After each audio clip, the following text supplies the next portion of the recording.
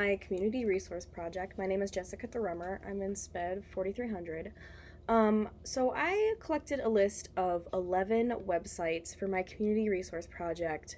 And the way I started was I just did a Google search and I found this resource. And this is an entire page, a list of free resources. So the location is at weareteachers.com. And it's 31 sources. So I looked through this list and I kind of read through them and I picked ones that I was interested in to look into. And some of these I might even try and use during our time of remote learning all of a sudden, because I am in an internship and I work with kiddos. But let's continue into our next resources. So this resource is amazing because when do you not need great resources as an educator for activities? Some of these resources that I found have lesson plans. This is just great as a new teacher, as a teacher overall. I don't really have any downsides to this resource. My next resource is commonlit.org. Now, I like this because it's not a .com or a .net. It's a .org, so you know that these, let me exit out of that, sorry. So you know that these resources are good. Now, this resource is amazing because you can, organize by grade. What grade are you looking for readings? You can do themes, genres, what kind of book, what devices. You can really change it up. And they even have an option for Spanish, so you can pull up just Spanish resources. Another thing I like about this site, let's click on reading.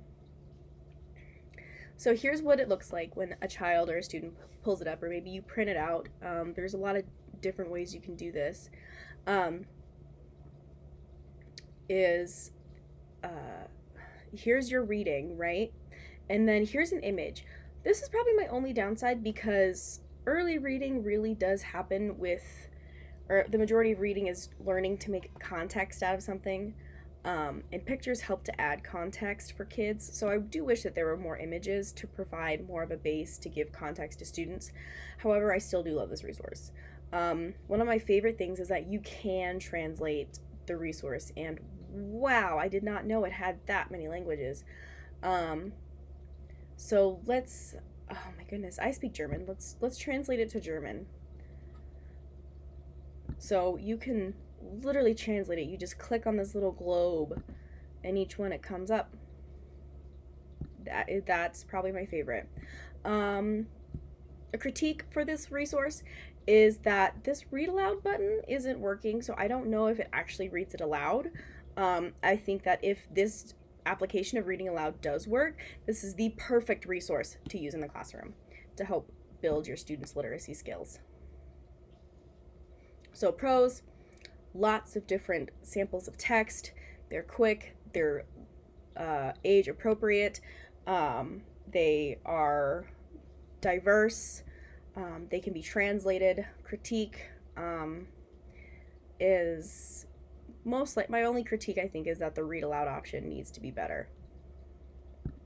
Let's go on to my third resource. This is from educationworld.com. I'm always a little bit more hesitant about .com just because anybody can set one up, so you have to kind of make sure that they're safe. But I like this resource, Education World, because it just has a different variety of resources for teachers. So this one that I pulled up is 5-minute mini lessons and time fillers. So if you need ideas for a mini lesson, here's a huge list of different ones you can select. Let's try and get to the main page so I can show you that. This, okay, I'm making sure I'm still recording. So Education World's nice. It has, if my internet will work, diverse resources. So it's kind of like a blog space, share resources space. It's very open. You can find emergency sub-plans. You can find whole lesson plans on here.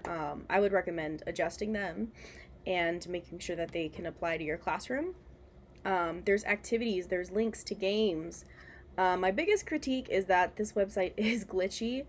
It doesn't work the best, and there's just ads everywhere, like ad right here, an ad right here, an ad over here, and then another one right under that, and it just continues. And then a pop-up ad. I'm not very trusting of ads because oftentimes they can have viruses or they can lead to like bad sites because you can put any face on an ad. So that's my biggest critique, is that this website doesn't feel very safe, but it does have good resources. And it doesn't feel very safe in the tech way, not in the gives you bad information way. Otherwise, I wouldn't have included it. So now, my fourth resource, I absolutely love it. This resource, their goal is to be completely free for teachers and educators. So I made an account. Let me just sign in real quick. It is completely free. Oh dear. Well, you guys are going to see part of my use strong password. Anyways, I'm not that concerned about it. So this is Everfee. They are science-based. Their goal as a company or as an organization is to relate topics that students learn in school to life and build students up with just a plethora of resources. Understanding how to do finances. The one I signed up for is grades 2 through 4 because I work with 3rd and 4th graders. And I'm kind of focusing on social emotional learning. I have an inquiry question about how social emotional support helps engage children in the classroom. So I kind of looked at this and I loved it. You can view the course as a teacher so you can see what your students are doing, which I love because sometimes, you can't see what the game is all the time. So there's different activities and it feels like a video game. It feels like a kid is playing a video game and it's so engaging and so wonderful. I mean, it is adorable. My only critique is that you do have to make your students an account. Like you have to sign them up for it, I don't like that as much. I feel that, especially in this time of remote learning that we have, families are very overwhelmed and a student can feel very overwhelmed, as well as a teacher in a classroom, trying to, keep track of all the different accounts and trying to make sure that students are logging on to the right thing in the right way and not going onto a bad site or not getting off of track. So, I think the biggest growth point for really all online resources is that not every single student should have to make an account. Maybe have the course be downloadable or I could see doing this as a large group as a teacher. If you didn't want to make a single account for all of your students, you could do this in a large group on maybe a Promethean board and go through it together. But this faces us with another critique, we don't know how long this remote learning will last. So that goal of trying to do it as a whole group is more difficult online. But this is a wonderful free resource. Okay. So my fifth resource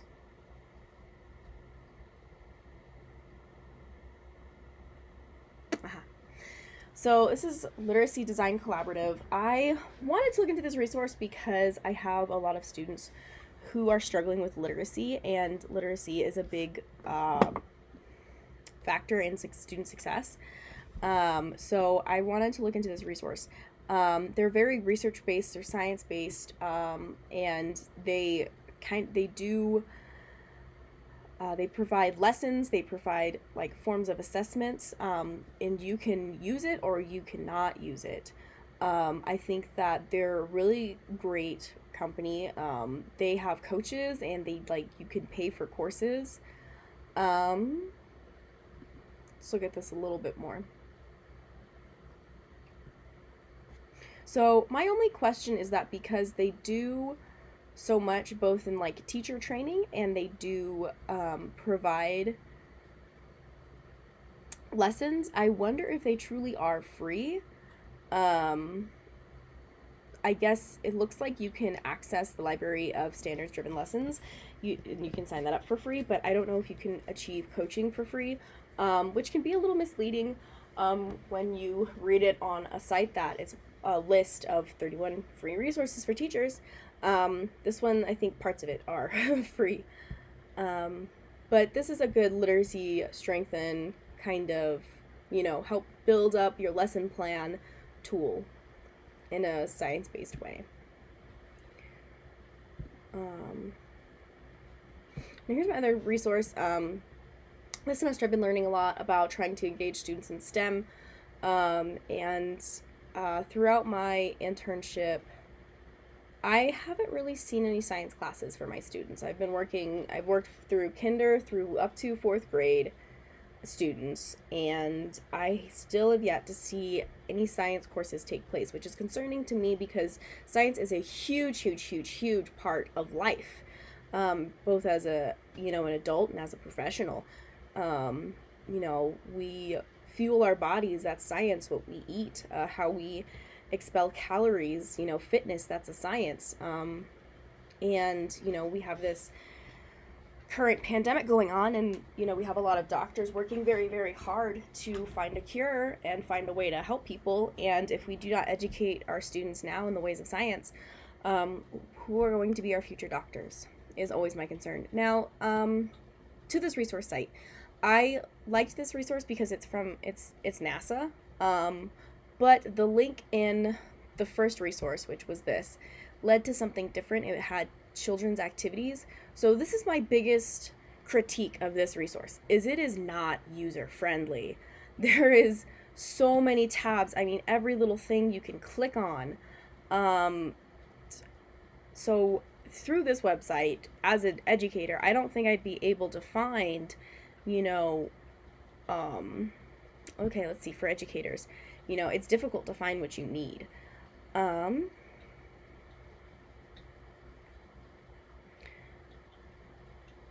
So they have some lessons, they have resources, obviously they have news and science, and it's verified.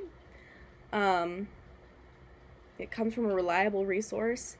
It gives students science of today, which I think is a wonderful resource. My only critique, I think, is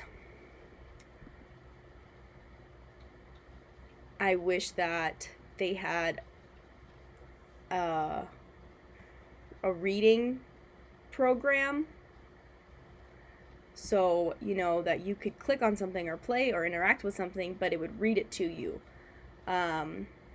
I wish that they had that as an option in their website. But otherwise, I think that this is a great option. It has different games, it has activities, it has lessons. And the lesson that I'm thinking of, let's see if I can find it. Oh, I cannot find it. Okay, but I feel like this is a great resource, and it provides teachers with, oh, okay, I clicked on something. Back to not user-friendly. But it's a nice resource to find science that is from today, that is directly, from scientists. It doesn't feel like an empty project. It's relevant, and it's important to make relevant learning to our students. So I think that NASA website is great to get lesson ideas or to get resources for a lesson, like if you need a printout. So this will be part 1 of the video because my computer is starting to overheat. I will record part 2.